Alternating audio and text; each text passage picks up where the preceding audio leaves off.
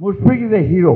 যখন আমরা সবাই অত্যাচারে, নির্যাতনে, নিপীড়নে, রাজনৈতিক কর্মী, নেতা সবাই হতাশ হয়ে পড়তাম মাঝে মাঝে, তখন সে আমাদের মধ্যে সে আশার আলো জাগিয়ে তুলত। আজকে খুব সুপরিকল্পিতভাবে এই ঐক্যকে বিনষ্ট করবার একটা চক্রান্ত চলছে।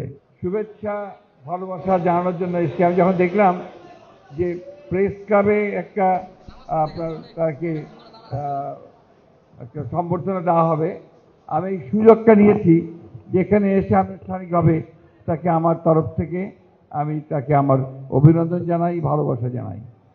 মুশফিক ইজ এ হিরো আমাদের কাছে, এই দেশের মানুষের কাছে, এই গণতন্ত্রের সংগ্রামের ক্ষেত্রে সে আমাদের কাছে হিরো। এই জন্যে যখন আমরা সবাই অত্যাচারে, নির্যাতনে, নিপীড়নে, রাজনৈতিক কর্মী, নেতা সবাই হতাশ হয়ে পড়তাম মাঝে মাঝে, তখন সে আমাদের মধ্যে সে আশার আলো জাগিয়ে তুলত।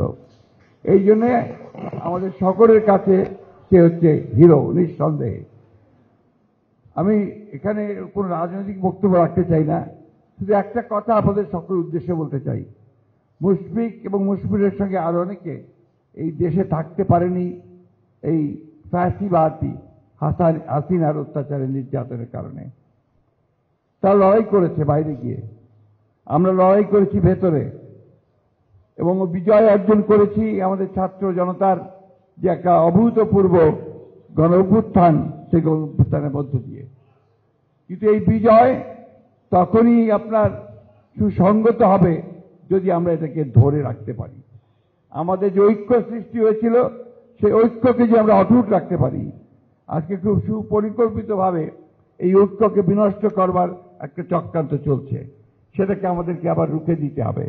এখানে আমি অনুরোধ করব সকলকে, কোনো ব্যক্তি, কোনো গোষ্ঠী বা কোনো দল এই বিষয়কে সামনে না এনে গোটা বাংলাদেশি মানুষকে, বাংলাদেশকে সামনে নিয়ে আসুন। যে সম্ভাবনা আমাদের সৃষ্টি হয়েছে, সেই সম্ভাবনাকে যেন আমরা কাজে লাগাতে পারি।